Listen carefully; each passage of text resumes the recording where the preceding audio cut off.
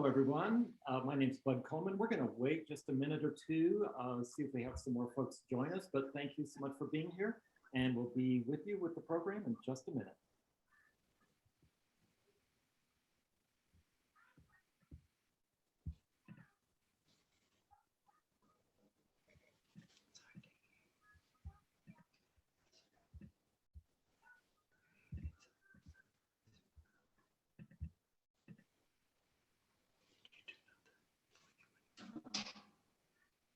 Good evening, and thank you so much for joining us tonight. We know you have a lot of options, and we're really thrilled that you're here tonight.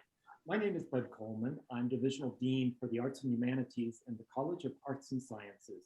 And we are so happy to welcome these three stellar alumni of the college to talk about their careers as entrepreneurs.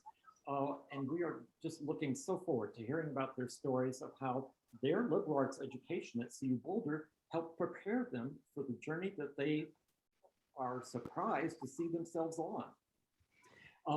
If you'll go to the bottom of your screen, you can hit the chat feature. We're going to be asking you, our audience, some questions during the night, but you can also post questions in chat for any one of the three of our panelists. So feel free to use that Zoom feature. Once again, it's at the bottom of your screen. It's just called chat.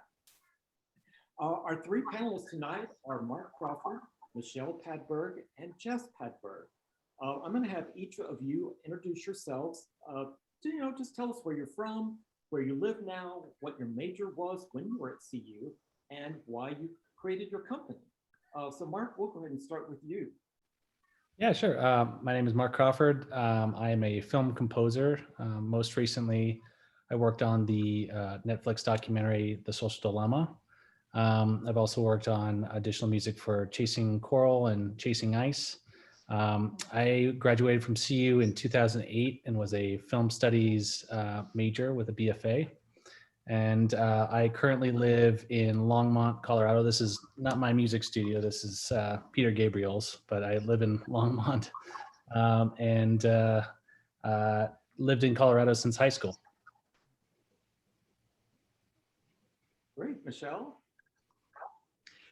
Well, that's really impressive. We are not in anybody famous's studio. We're in our home. I was a BFA theater major.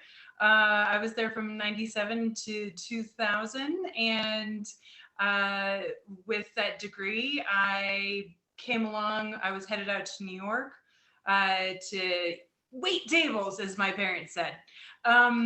But ended up back in New Mexico, where I was born and raised, and connected with Jesse, who I grew up with, and actually be connected first at CU Boulder. So that's kind of a fun tidbit. But he and his brother were starting the winery. I joined the team.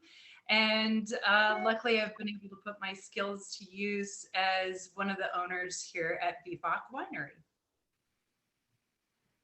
And I'm the other half of this relationship. We have another half that's my brother and his wife as well. But I was at Boulder from 94 to 98. I was a Spanish lit major. I did no career building with that major, but actually right out of the gate, came back and started the winery with my brother, who hadn't graduated yet. He went to somewhere else, and boo. Yeah, boo somewhere else. And anyway, our winery is Vivoc Winery. We're down in Dixon, New Mexico, which is in the northern part of the state, about 6 hours from Boulder driving.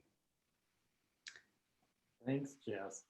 For our next question, I'm just curious that when you were a student at CU, just think back, what at that time was your career goal?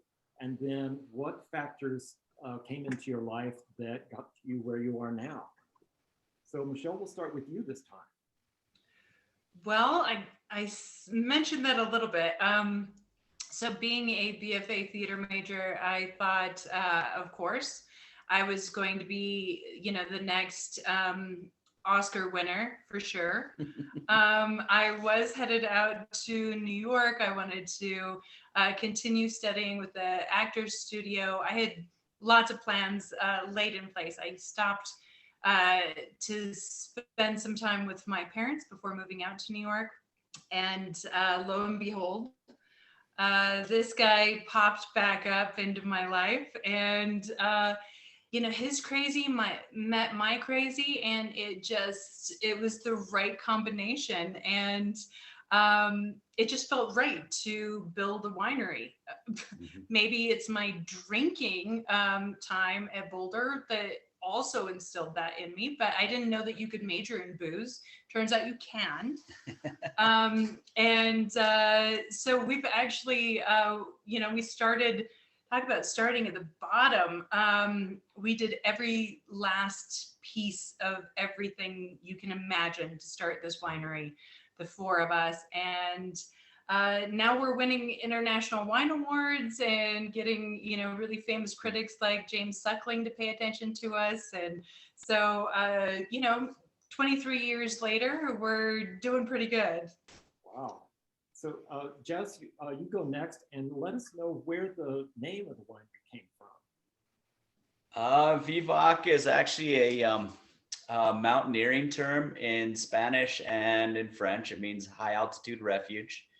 And we're about like Boulder, about 6,000 feet, and that's extremely high in the wine world. So we kind of consider ourselves like perched on the side of a steep cliff or a mountainside or something like that. Growing, you get it much higher than we are, you can't grow grapes in New Mexico anyway. And so just when you were leaving CU at that time, what was your vision for your career? I had no idea what I was going to do.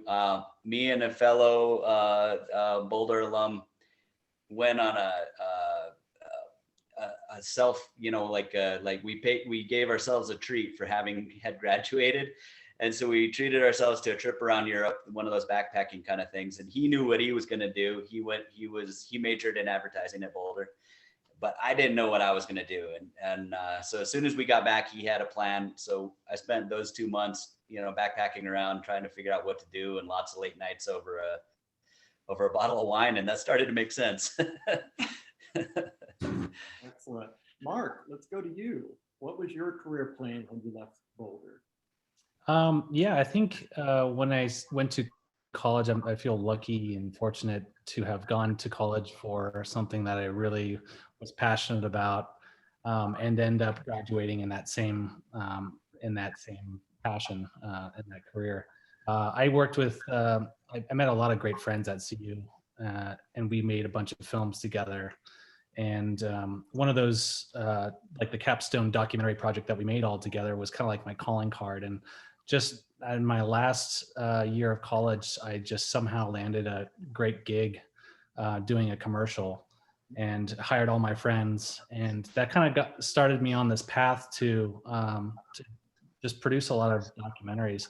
My plan was to, I think, just get more practice right out of college. I felt like I needed to just to get more experience, to cut my teeth a little bit more. And so that first gig was like kind of the first step into that. And luckily on that gig, I also hired a guy named Jeff Orlowski, who was the director of The Social Dilemma and Chasing Ice and Chasing Coral. And he had just moved to Colorado. And so it was through this like first project that kind of started me on this journey with film producing and music making. If you can tell us, what was that first commercial for? It was actually for Mesa State College, which I'm not sure if that's the same name now of the college, but Mesa State in Grand Junction, yeah. Well, next time we'll hire you to do one for CU Boulder. So I know that COVID has thrown all of us for a big old loop, and here we are a year later. I'm just curious, what are the challenges, the opportunities that COVID has presented you in your business, and how have you made up the new reality that you're in right now? So Jess, we'll start with you this time. So yeah, we're with the immediate lockdown, we shut down basically completely. And then we realized there was a lot of online orders. So we were going to be, somebody was going to be around at the tasting room itself quite a bit. So we opened a window for carry out orders only, no tastings, that kind of stuff.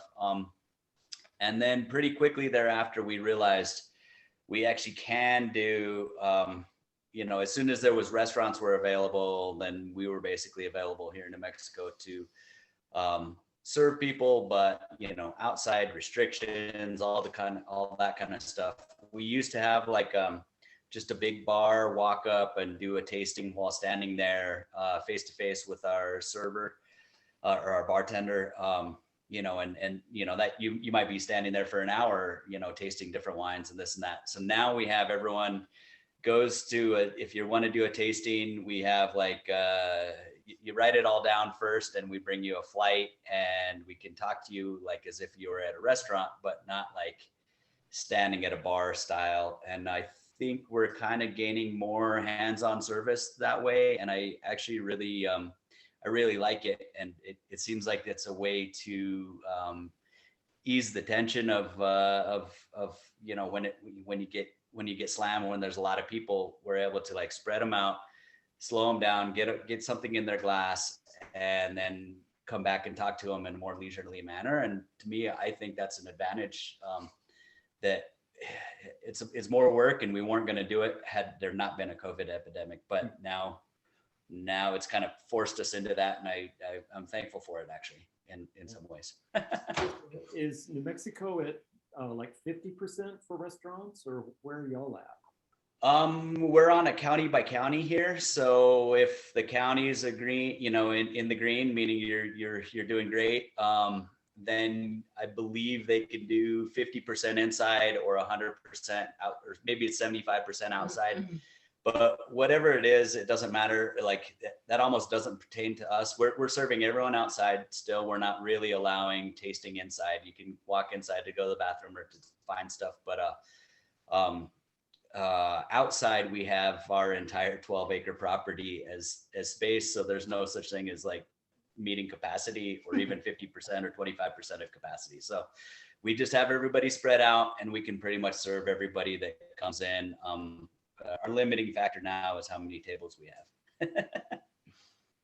Michele, do you have anything to add? Just an element that for me personally, my side of the business is, that engagement factor. And so we had to increase our website, the content on that, because a lot of the tableside tasting, they get a little basket with little glasses, they pour it into a Riedel glass to do the tasting, but it's really on their own.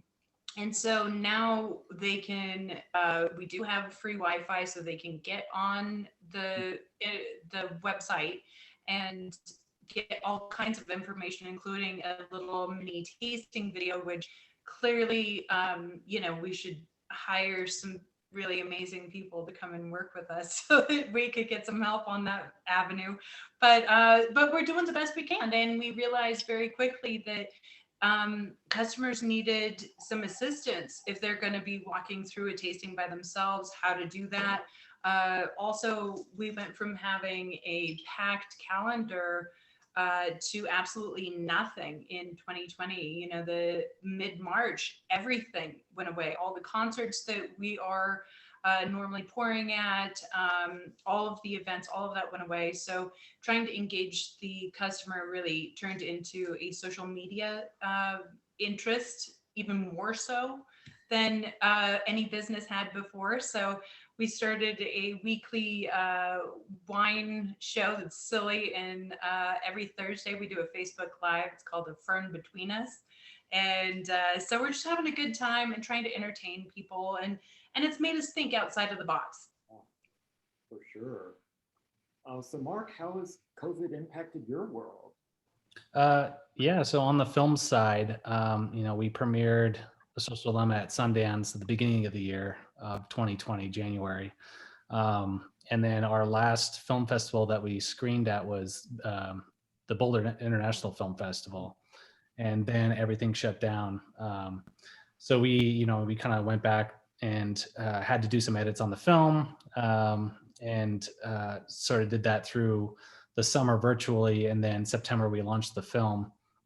But there wasn't any film festivals. All of those were shut down. We just feel so lucky that we were one of the filmmakers that were able to get a premiere of our film, and then so fortunate to have screened it on Netflix, where a lot of the audiences were, and also on social media too, because this is so it made the film even more relevant, I think. And then on the personal composing side, when COVID started, I kind of knew that this is gonna throw a whole big wrench into my plans, and I kind of had to take a seat and step back and set my expectations right.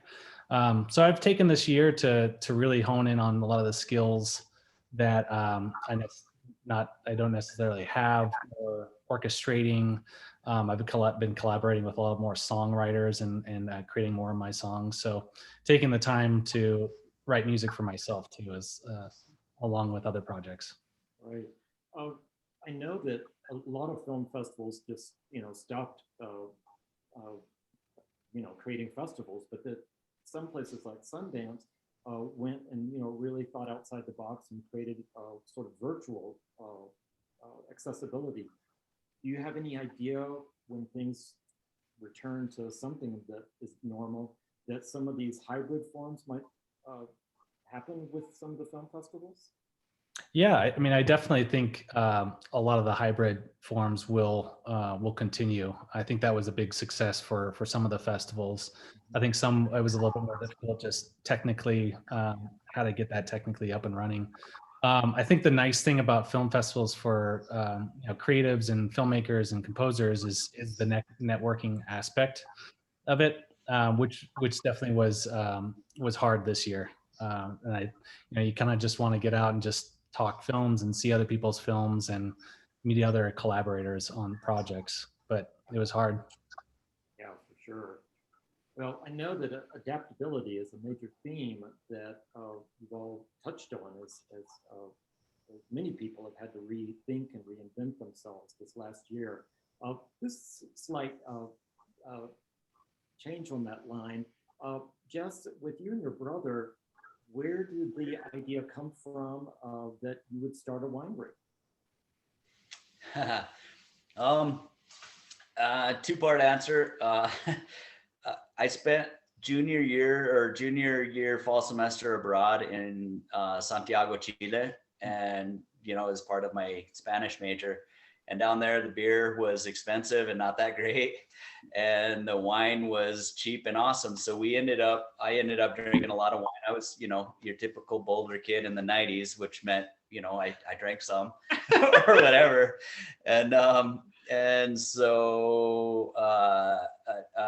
So at that point, I gained an appreciation for wine. Back on campus, I lived in a big group of house full of guys, and there was a house full of girls, and one girl there had done a decent amount of wine, had a decent amount of wine interest. So like when we threw a party together, the two houses, I would go with her, and she started telling me about wines. All right. Part two is when I was abroad in Europe after college.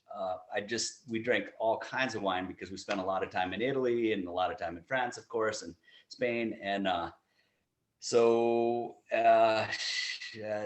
whole wine culture thing just grabbed me. And that's basically where it came from. There were people in the valley here that had, made their own fruit wines. It's kind of like a long pastime and stuff like that. But honestly, I wasn't that connected to that side of it. I just knew that it existed. And, my brother and I knew we wanted to go into business together before we met our ladies. And so we kind of threw around and spitballed a bunch of ideas, but this was the one that definitely stuck. As soon as I thought of it in Europe, I was like, I came home and I told Chris, and he was into it. And that's the way we went. Oh, that's amazing.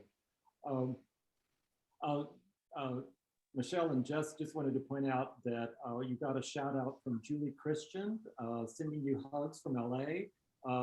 We love your wine. Rose of Cabernet Sauvignon and Diavolo are amazing. So just some shout outs from your peeps. Thank you. Our peeps are out there somewhere. That's awesome. Uh, I happen to know that Julie is also a CU graduate. yeah, we're fortunate to have people Zoom in from wherever they are. Michele and Jess, do you have any tips for any other beginners who might be thinking that they would like to start their own winery? Do you have any? If you want to start your own winery, maybe rethink that. No, it's an amazing process, but it is far more than just drinking wine, which is what we kind of thought, I think we were getting into. But it is really rewarding. And I really don't think it matters what your major is. It can be used in a winery. So, we make little mini films. If you're a film major, you can definitely be put to work. Photography is a huge part of marketing a winery.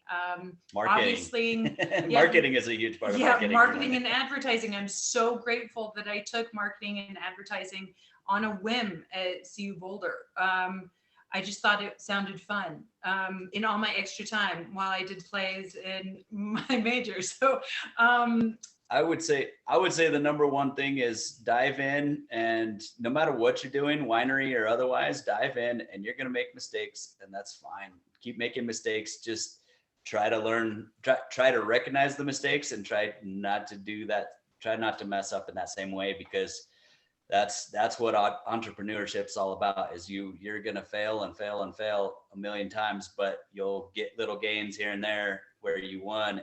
And man, it's great when it finally happens. I do want to say that if you do want to start honing your talent for understanding wine and tasting wine, the International Wine Guild is right there in Denver. They are a phenomenal sommelier program. So I highly recommend taking some classes with them if you're at all interested. And then, spend the summer down in New Mexico with a great little winery if you want to get your feet wet. I think that's an excellent invitation. Mark, I'm going to switch gears again. And do you have a dream project or dream collaborators that is on your wish list for the future? Ooh, yeah, a couple. One that comes to mind, I've been getting into more songwriting lately, and have really, really enjoyed that. I did a cover of I Put a Spell on You with Brandi Carlile and Renee Elise Goldsberry. And I just love that process. And from there, I've been just writing my own songs and just, getting experience there. I want to write a musical someday. I think that would be really, really fun, and do something for the stage, do something for the theater, and work with live performers, and kind of dive into that creative challenge, and see what comes out. See what comes out of it. And I'll just put on one of my other hats and say, if you have something that you'd like to workshop with our students on campus, just call me. We'd love to help you in your process of developing. Yeah, I think I might have something in my back pocket. Yeah. So before we started the program tonight, Jess and Michele were telling me about some studies that they have looked into about the impact of music on how people perceive the taste of wine. And since we have both music and wine on our panel today, would y'all like to talk more about that very intriguing study? Yeah, I think if you want to repeat what you were talking about, the introduction to this piece was just that I was sharing that we did an intensive week-long course with this person that had really studied the influence of music on your tasting of wine, very specific, and that certain wines really tasted very different, either fantastic or terrible based on the music that you were listening to. And Jesse had some really wonderful insight as far as how that's built out. Yeah, it's not always what you think. Like So the spikes in what you taste in a wine when you're tasting it, there'll be, you know, say raspberry and this and that. Those are all kind of like numerical, kind of like sound waves in a weird way. They're relational as far as their wavelength or whatever. So they kind of make chords in your taste buds. So if those chords don't strike at the same in the same pitch or the same Rhythm. no, it's not rhythm. It's the Mark, help me out. I'm sorry. Yeah. Spacing of the notes. It's the resonance. It's the resonance. The Okay. resonance. If the resonance has a similar frequency as the resonance of the chord of the key of the song that you're listening to, it'll end up being a perfect marriage. And so you end up with these really oddball things, like Nine Inch Nails really paired well with some Cabernet that we were drinking during the class. And it Not was all Cabernet, just Cabernet. that, exactly. And it was that song from Nine Inch Nails. So like Mozart made you think, oh, classical music and wine or something, but it's not necessarily so. It's very individual based on the key of the song and the key of the wine. Well, I like that. The key of the wine. I'm going to use that. Yeah, and I wonder how much synesthesia also comes into play with that. So synesthesia is a neurological condition or neurological thing that people have. I have it too, but you know, in some instances, people listen to a piece of music and they get a bitter taste in their mouth just from listening to it. But there's a lot of weird crossovers like that, and I think it's like 30% of people, or maybe it's, don't quote me on that. A good amount of percentage of people have this synesthesia, and I think a lot of artists do. Yeah, it's an interesting thing. I made a documentary while I was actually at CU about synesthesia, and it's been like stuck with me all my life. So I would love to see that. I guarantee you're right, Mark. I guarantee you that's related to the same area of the brain or whatever it is that pairs them or makes them contrast. Well, and similarly, I've actually done events where I have paired wine with an artist's story and also with art itself. Mhm. I am seeing a documentary or a film where we pair the music with the wine, and it's this whole integral thing where, And make a film about it. well, yeah, you have to film the film being made, but where you drink while you listen to the music and watch the film. wow. Yeah, that would be cool. So in your, newly configured wine tasting all outdoors, are you actually playing any music, or is it just too dangerous to do that? Before COVID, we had weekly live music and even like a karaoke night and things like that. So we would have more than once a week. We would have live some amount of music. Now it's just ambient music in the background. I don't want to ruffle the feathers of the powers that be. You know what I mean? But eventually. I foresee the summer we'll have live music again, during our happy hours or whatever. But those aren't what I was just talking about. Like the paired, it's just who can play for not that much money, on Saturday afternoon. Right, totally. So I want to go back to you thinking about your time at CU Boulder. You probably have all heard of some folks downplay the importance of a liberal arts education, or maybe specifically an education in the arts or in the humanities. And here you all are very successful. And I'm just like you to reflect on what were some of those building blocks that you got as an undergraduate that even at the time you may not have thought, oh, will help me out later, but then later that you did look back and go, oh my gosh, I'm so glad I took X, or I'm so glad I did an extracurricular activity. Mark, we'll go ahead and start with you. Yeah, sounds like the beginning of a silly story, but while I was at Skywalker Ranch, Michael Giacchino just happened to be there, and he's like one of my favorite composers. He's done Up, bunch of Pixar movies, Star Trek. But one of the things he said that I remember was, if you want to be a good film composer, you want to learn story and you want to learn filmmaking. And that's what I went to CU for. I applied for some music schools and film composition and things like that. I decided I didn't want to be in a practice room for 24/7 every day. But I'm so glad I chose to learn story and film studies. And, I'd give anything to go back and just sit in a classroom and just study movies all day. Cause that's the stuff that like I use probably more now than actually like the technical side of composing. Yeah, I think that covers it. Yeah. Thanks. Michele and Jess?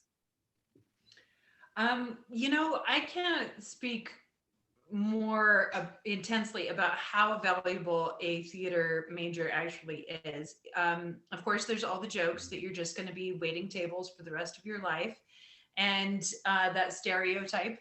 But it is such an incredible building block for being able to speak in front of a group of people. And often I have, a class of 100 people. And for a lot of people, that's terrifying.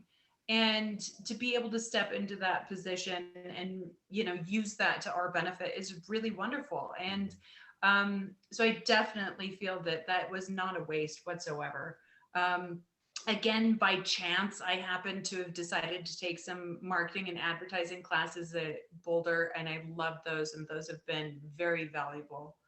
Everything I did there was, I took a film noir class, absolutely loved it. I'm obsessed with film. So, Mark, I'm going to be following you on all the social media.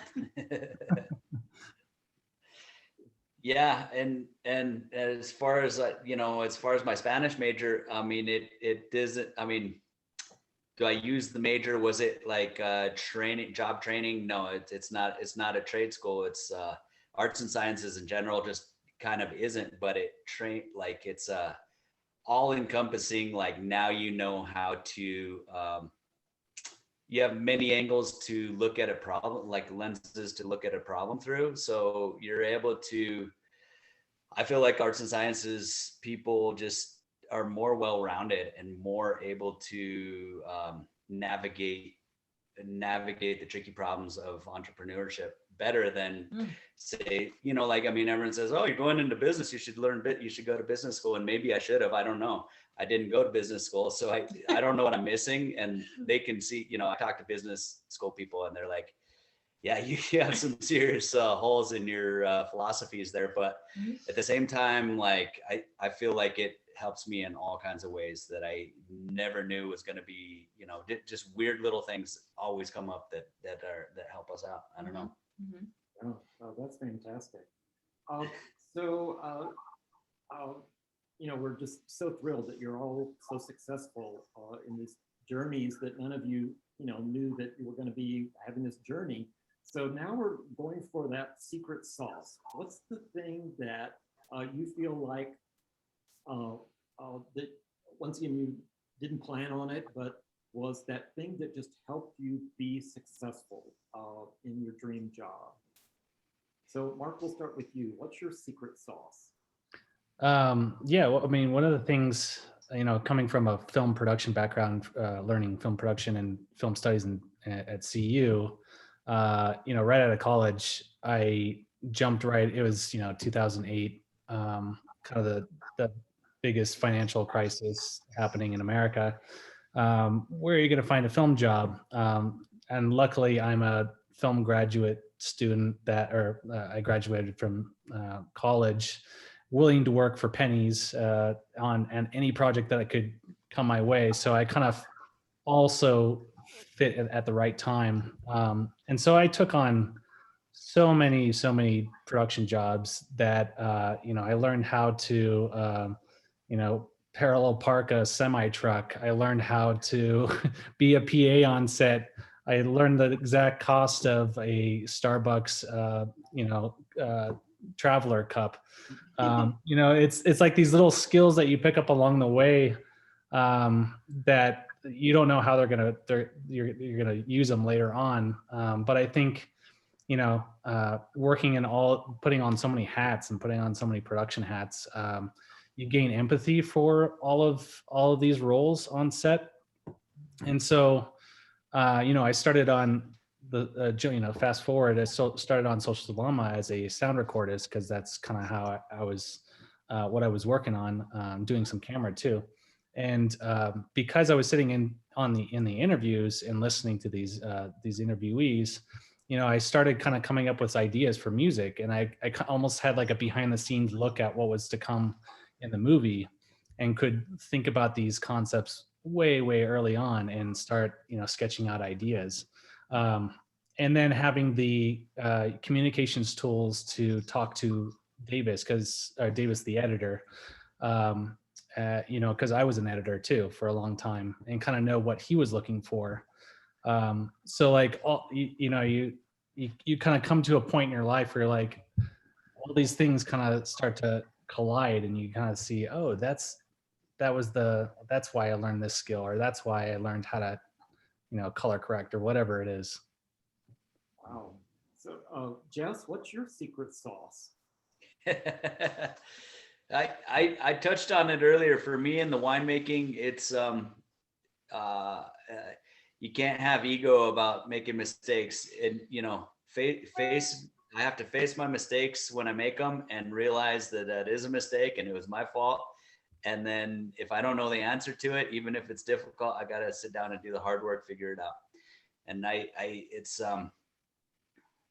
it's just grit over time. You got to just grind it out. And it just really works if you stick to it.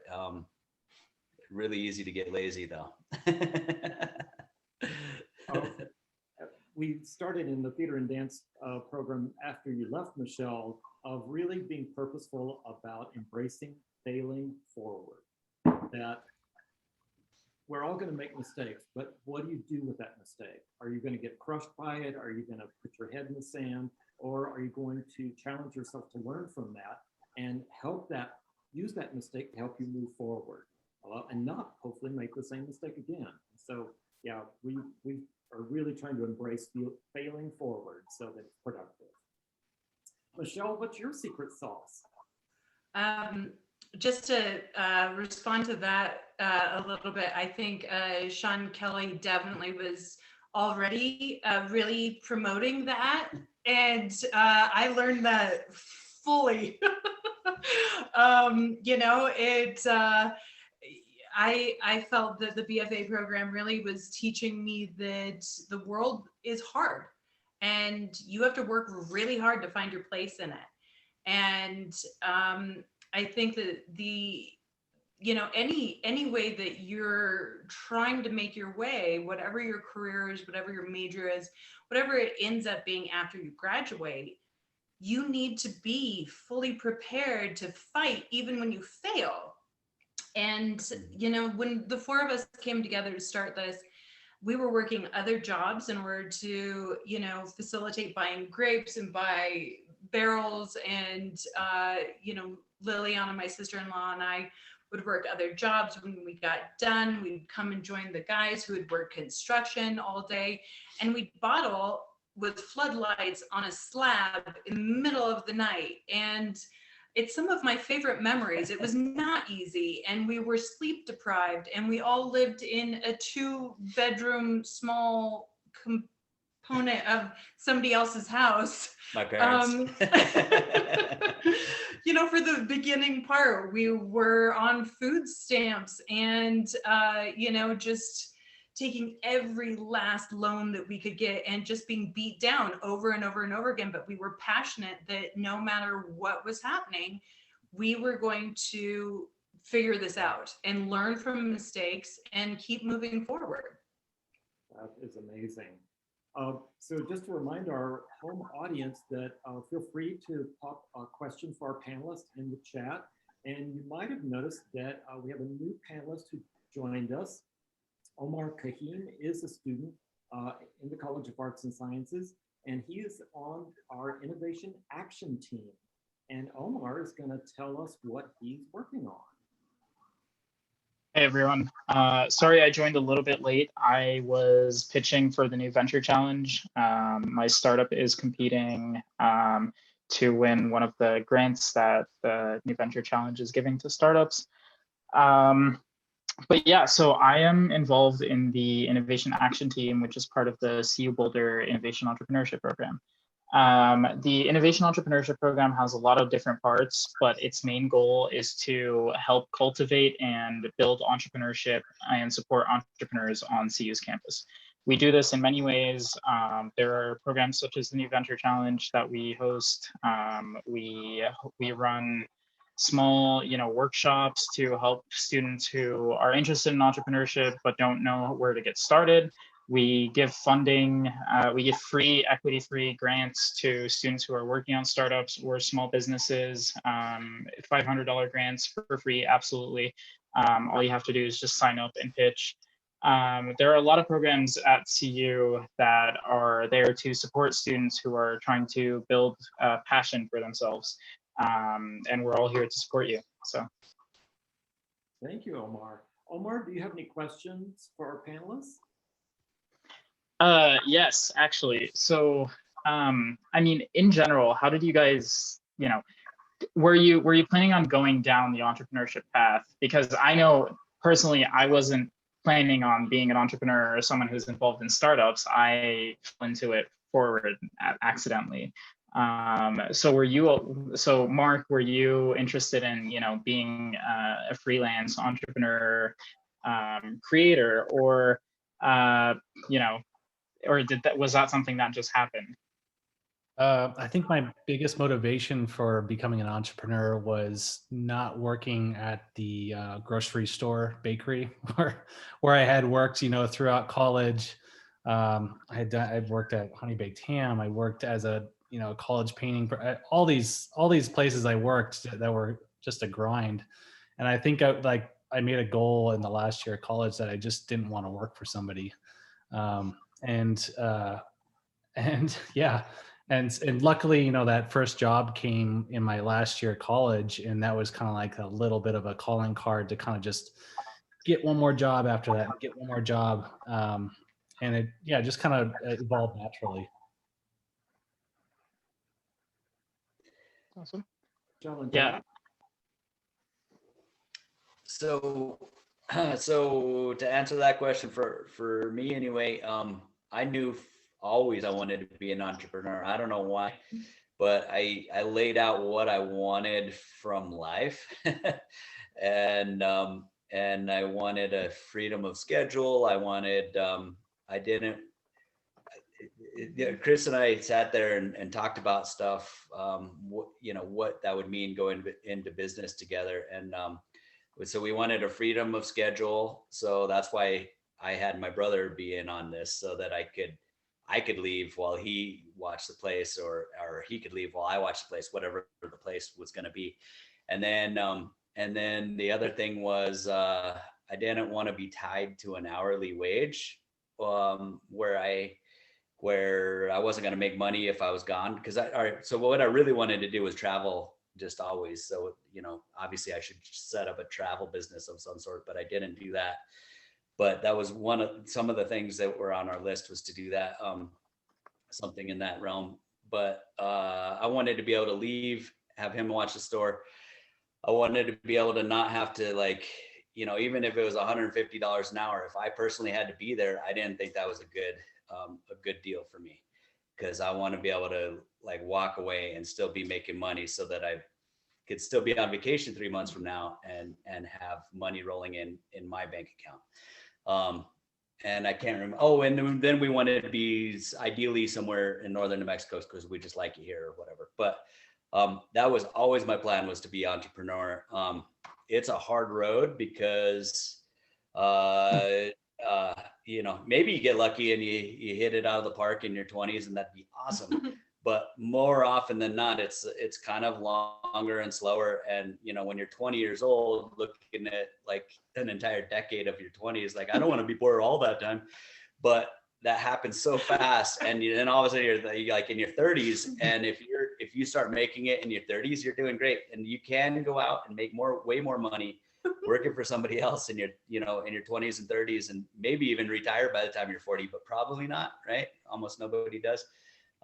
I think you do better in the long run as an entrepreneur, but it's a harder road. You're never totally off. That's the only other problem, is you're never totally off, but you can write your own schedule. You can go to your kid's baseball game anytime it is, you know, in most of these businesses. So advantages and disadvantages, it's good though. Don't be scared of it. Absolutely. Yeah. Oh, go ahead. I was just going to say, like, here at CU, I know many students who are entrepreneurs themselves, who are starting startups, who are running small businesses. And it's, you know, people always are like, oh yeah, start your own business. And they never tell you that it's a slightly challenging, grueling process that you learn, and you probably fail a lot, but you get these moments of satisfaction out of building something that you have created from scratch. You know, I never imagined that I would be involved with startups. I never imagined that I would be involved in entrepreneurship. A couple of years back, I thought I would just, you know, graduate to become a software engineer and work at some big tech company, and that was it for me. In fact, all of this changed when I learned about the Innovation Action Team, which I am currently part of. The Innovation Action Team is a group of students who are basically community mentors and representatives for the Innovation Entrepreneurship program. Our goal is to help students be entrepreneurs, support them as entrepreneurs, and help convey what they need to CU's leadership. You know, it's an incredible opportunity. I didn't have much experience when I went into it, and here I am 2 startups later, working with a lot of founders and understanding how to pitch and build a company, and things have just really changed. On that note, the team is actually recruiting members for our team next year. We are looking for not just engineers, we are also looking for arts and sciences students, we are looking for music students, we are looking for business students, we are looking for all kinds of different students. So if any of you are interested in becoming part of the Innovation Action Team, or are just interested in entrepreneurship and don't know where to dip your toes, please feel free to go check out this link. This tells you a little bit more about us as a team, and there's an application link in there. And if you have any questions, please feel free to reach out. I'll drop my email too in the chat, so you have an easy person to access who is in the program. Thank you, Omar. So since all of our other panelists have been away from CU for a while, do you, Mark, Michelle, Jess, do you have any questions you'd like to ask Omar?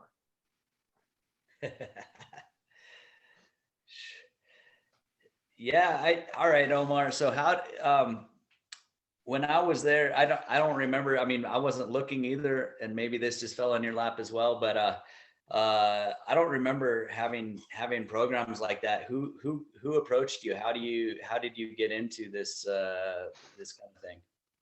So it kind of fell into my lap, but all of this is thanks to Kyle Judah from the engineering school. He's one of like the big masterminds behind a lot of the entrepreneurship programs on campus. I ran into him at some event, and this was, I think, around almost 4 years ago now. Wow. And I talked to him for a little bit. I didn't really know I was interested in startups at the time. I accidentally found out about the Innovation Action Team. I applied and I got on.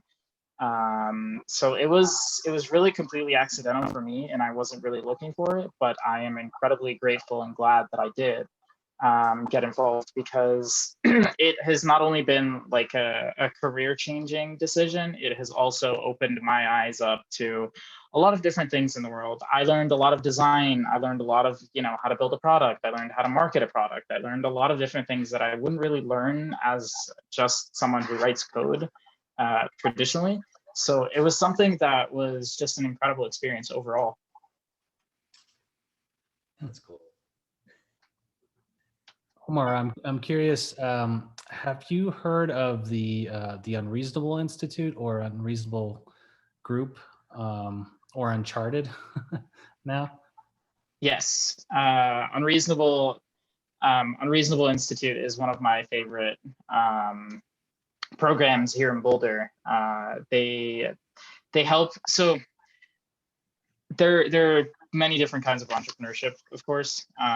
There's, I'm trying to build a business. I'm trying to build a small business and maintain it and just keep it as, my normal income. There's also I want to build something that's going to change the world. Or I want to build a business and slowly grow it and, have that be bought out by some big company or whatever. All of those are different ways to make money or, have exits. The Unreasonable Institute is, in my mind, a little bit more oriented towards those who are focused on social causes or much bigger scale impactful solutions. Unreasonable is an incredible institute. I think they do a 10-week, correct me if I'm wrong, 10-week program with usually MBAs. And they're an amazing program.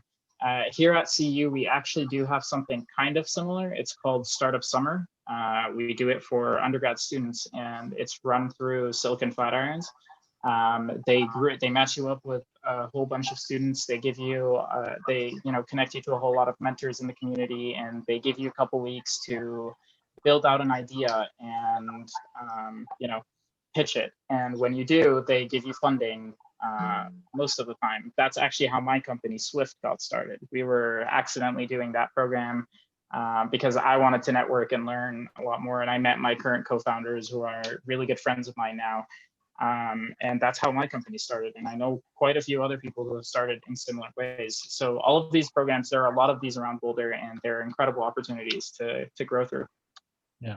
The reason I brought that up is that the Unreasonable Institute was kind of my way into documentary filmmaking because I made a bunch of films about the entrepreneurs there and kind of got an insight into entrepreneurship around the world, but super eye-opening. Joe, do you have a question for Omar?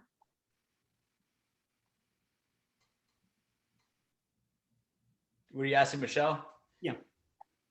Oh, sorry. I was like, yes, anybody? I don't know. I don't think it's really a question per se, but I do think that something that's often overlooked is people that, so I was not thinking I was going to be an entrepreneur. I was going to be a thespian. I was going to win Oscars. That's not in the keeping of what you think of as entrepreneurship. However, I think that's a mistake. I think that learning how to make yourself be your own business is extremely important. And one of the things that has happened by happenstance is through my obsession with drinking wine with my husband and our partners is I have gone down a simultaneous path to become an advanced sommelier. I teach classes. I'm now an international wine judge. I'm flown all over the world to taste wine. I know it sounds terrible. Everybody's crying. It's really a phenomenal experience. I'm a wine writer. I'm part of some really exciting new projects that are coming out that happened during 2020. None of that could happen without facilitating yourself as an entrepreneur and seeing that as a business. And so while I don't really have a question, I think it's very important that that's an aspect that this group really make very visible. If you don't already, maybe you already do. But it was news to me that you should know how to run a business just as an individual person running your future. Excellent. Yeah, I mean, I think one of my mentors told me this a couple years back, and he told me to run my life as if it was a business. The things that I do, that I like dedicate time to and learn are investments. And these investments end up, like one skill that I never thought in a million years would come useful to me is knowing business finance and knowing how to put together a quarterly revenue report, or how to put predictions on how much money we're going to make in a year. Yet here I am pitching to all of these investors and judges and industry experts who have talked to hundreds of startups before, and telling them how we anticipate to make X amount of money within our first year, or first 2 years, or first 3 years. And these are all things, that you never really anticipate needing to know. But it's great to learn it, because it opens up new doors. When you just, you jump right into it and you're like, okay, I want to learn how to convince someone to invest money in me. It doesn't have to be a business. I want to learn how to convince someone to pivot a little bit from this project idea to that project idea. There's a lot of things that you learn as an entrepreneur that even help you, even if you're not running your own business, even if you're working within the confines of a big organization in a cubicle or in an office. You still gain these skills, and you gain this experience that just is very beneficial to everyone.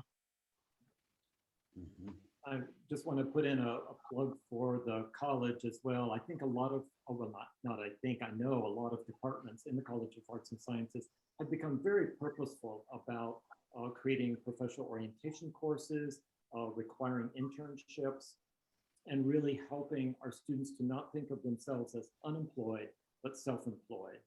Just what many of the points you were talking about, you are your own business, you are your own brand. And so what is your story? How are you going to tell your story to whether it's your own business or joining someone else's firm?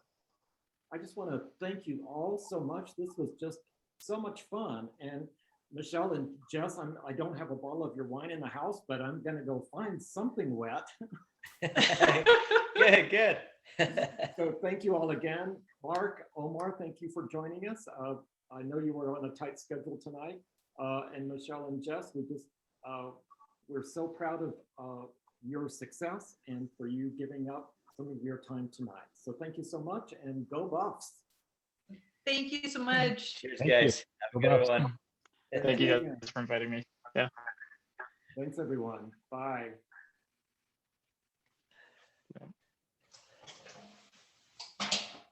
It was so nice to meet you, Mark. Yeah, great to meet you. You guys, that was amazing. I don't even understand how this was so fantastic. You guys are all such